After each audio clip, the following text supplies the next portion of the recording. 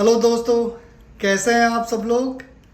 आज के इस वीडियो में मैं आप लोगों के साथ फैमिली विजिट वीज़ा ऑनलाइन कैसे अप्लाई करते हैं 2022 का जो लेटेस्ट अपडेट है फैमिली विजिट वीज़ा अप्लाई करने का, और अप्लाई करते समय क्या क्या डिफ़िकल्टीज आते हैं उसे कैसे सॉल्व करना है, वो सारी बातें शेयर करूँगा।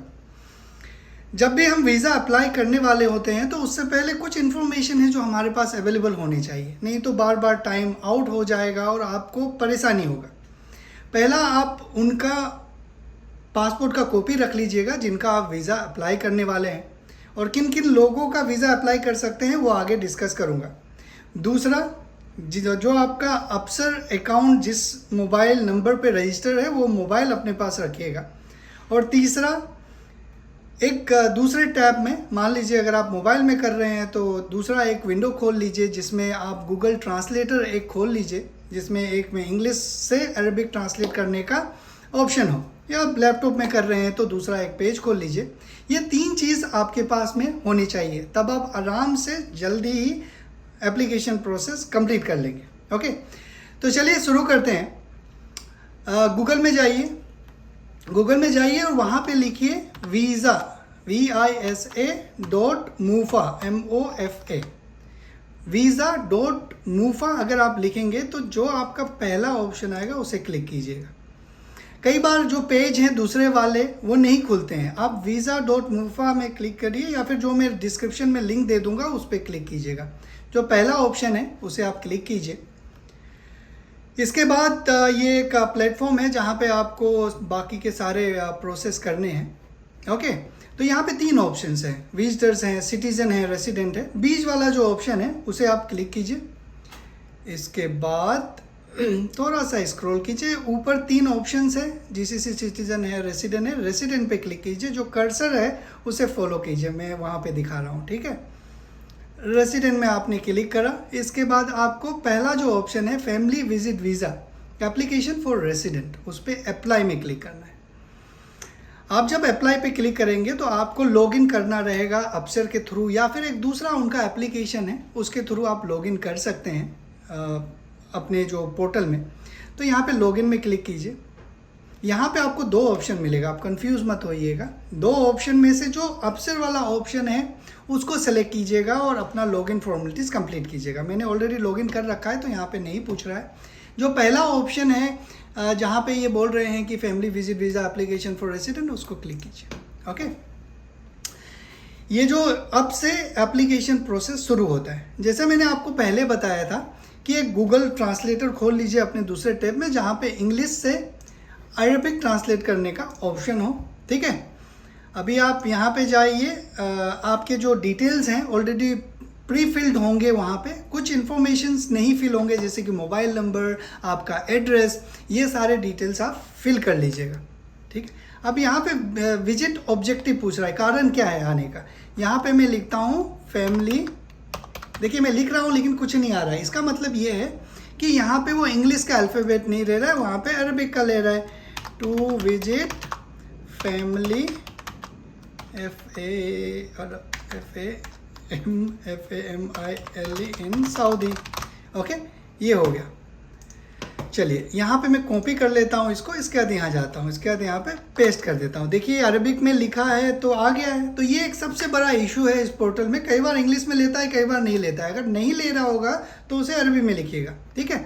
यहाँ पे वीज़ा नंबर ये पूछ रहे हैं, और ये वीज़ा नंबर आपका जो वीज़ा है, जब आप पहली बार आए होंगे, जब लास्ट टाइम आए होंगे सऊदी अरेबिया नए वीज़ा पे, तो ऊपर में एक नंबर होता है। यहाँ पे अगर आप क्वेश्चन मार्क में क्लिक करेंगे तो यहाँ पे दिया रहता है कि कौन सा आपका वीज़ा नंबर है, ठीक है। अब ये जो ऊपर में लिखा हुआ है वहाँ पे आपको सेलेक्ट करना है। मान लीजिए मैं कुछ लिख देता हूँ 1 2 3 4 5 6 7 8 9 10, पता नहीं लेगा नहीं लेगा, मुझे याद तो नहीं है। यहाँ पे ऐड कर दीजिए, इसका थोड़ा सा स्क्रॉल कीजिए, आपको ऐड पे क्लिक करना है, ठीक है। अब यहाँ पे कुछ एरर पूछ रहा है। अब देखिए ये वीज़ा जो है, मैंने वो जो वीज़ा नंबर ऐसे ही रख दिया था, कोई इशू नहीं, क्योंकि मैं आपको डेमोस्ट्रेट कर रहा हूँ। यहाँ पे आपको बाकी के डिटेल्स भरने रहेंगे जो पासपोर्ट में है। ओके, इतना तक तो बहुत ही ईजी है। मैं इंडिया लिख देता हूँ। अगर आपके जो भी कंट्रीज़ हैं वो सेलेक्ट कर लीजिएगा। बाकी यहाँ पे नाम है, Arabic first name, grand name, father name और फर्स्ट नेम। ये एक बड़ा समस्या है, कई लोगों का बस एक नाम होता है, कई लोगों का 3-4 नाम होता है। तो आपका जो पहला नेम है, जो फर्स्ट नेम है, आपके पासपोर्ट में लिखा होता है ना, फर्स्ट नेम और सर नेम हमारे इंडियन पासपोर्ट में लिखा रहता है, तो फर्स्ट नेम यहाँ पे लिख दीजिएगा। और आपका जो लास्ट नेम है, जो सर नेम लिखा होगा पासपोर्ट में, वो यहाँ लिख दीजिएगा। ठीक है। अब यहाँ पे मान लीजिए मैं अपना ही नाम लिख देता हूँ, आर्यन जैन। ठीक है। अब कई बार यहाँ पे जो आपका इंग्लिश में लिखेंगे तो नहीं लेगा, तो फिर से आपको अरबी में लिख के यहाँ पे कॉपी पेस्ट करना पड़ेगा। यहाँ पे मैं लिख देता हूँ झा। ठीक है, 2 नेम है, मैंने लिख दिया। अब डेट ऑफ बर्थ आप सेलेक्ट कर लीजिए, कुछ भी मान लीजिए।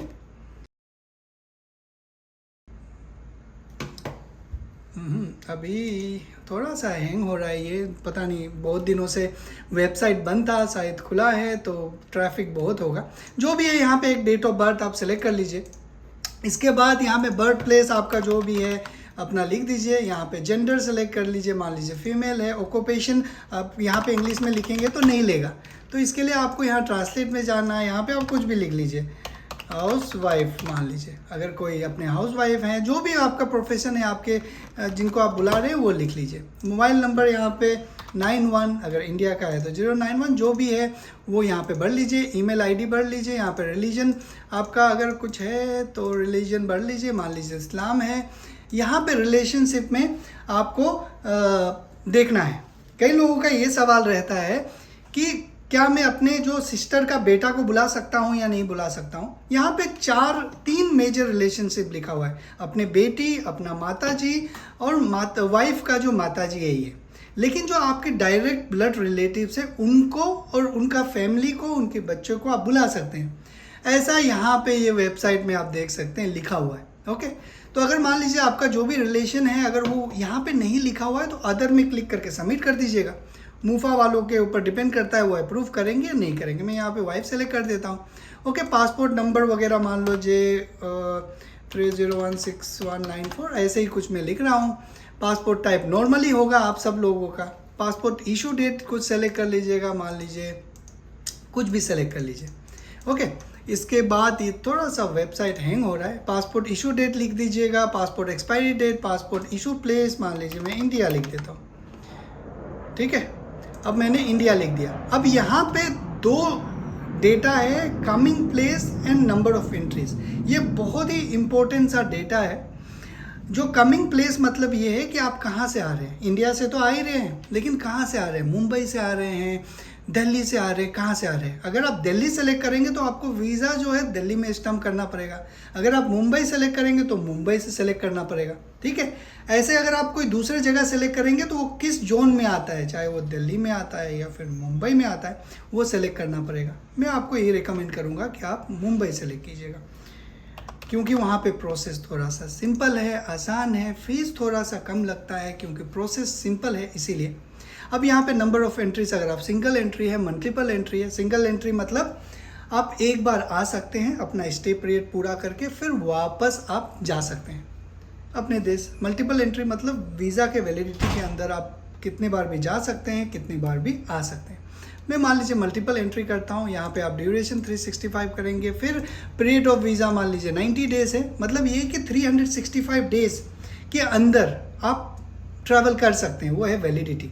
90 डेज़ मतलब आप एक बार अगर सऊदी अरेबिया आ गए तो आप 90 डेज़ रुक सकते हैं। अभी ऑटोमेटिकली एक्सटेंड नहीं हो रहा है 90 डेज़ के बाद फर्दर, तो उसके लिए लोग फिर से वापस जा रहे हैं, एग्जिट री एंट्री करके आ रहे हैं। अभी तक तो शुरू नहीं हुआ है, अगर होगा तो आप लोगों को अपडेट करूँगा। यहाँ पे आप ऐड कर दीजिएगा। ओके, जब आप यहाँ पे ऐड कर देंगे वो ऐड हो जाएगा। इसके बाद आप यहाँ पे जाइएगा एग्रीमेंट में और यहाँ सेव कर दीजिएगा। ओके, जब आप सेव करेंगे आगे 1-2 प्रोसेस और होगा। मैंने कंप्लीट नहीं करा एप्लीकेशन, तो 2 प्रोसेस और होगा, आप कर लीजिएगा उसको। एक बार आपको एक डॉक्यूमेंट होगा, फाइनली जब सबमिट हो जाएगा इसके बाद आपको इस तरह का एक डॉक्यूमेंट आएगा आपके पास, उसको प्रिंट कर लेना है। ओके, पहला स्टेप जो मैंने आपको दिखाया, फॉर्म भर लेना है आपको। दूसरा स्टेप वो जो डॉक्यूमेंट आएगा आपके पास उसको प्रिंट कर लेना है। तीसरा स्टेप वो डॉक्यूमेंट्स को लेके अपने कंपनी में सबमिट कर देना है, चैम्बर ऑफ कॉमर्स के लिए।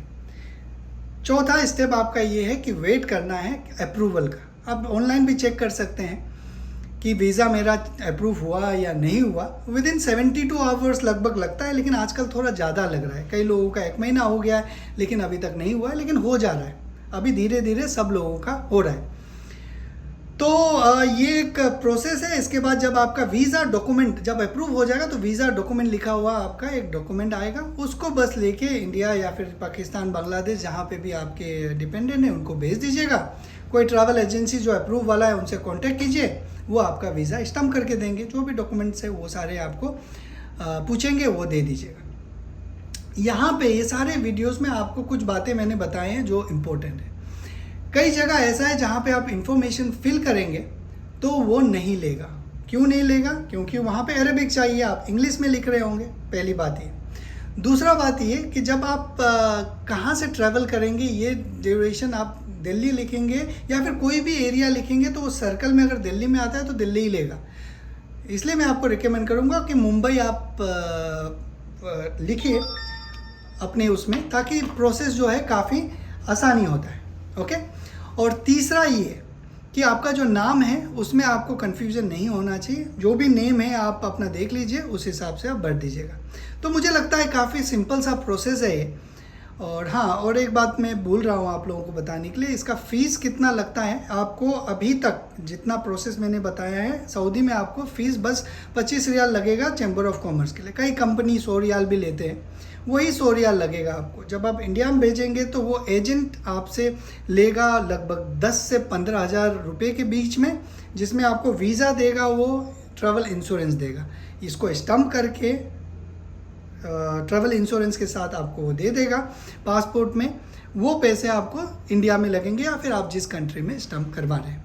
और ये आप कोई भी कंट्री में करवा सकते हैं, एक बार चेक कर लीजिएगा। जो मैंने बताया ना, ट्रैवल कहाँ से कर रहे हैं आप, वो अगर आप दुबई लिख रहे हैं तो दुबई जाके भी स्टम्प कर सकते हैं। अगर बहरीन लिख रहे हैं तो बहरीन से भी कर सकते हैं। ये सारी बातें VFS वालों ने कंफर्म करा था उस समय में जब कोरोना का समय था।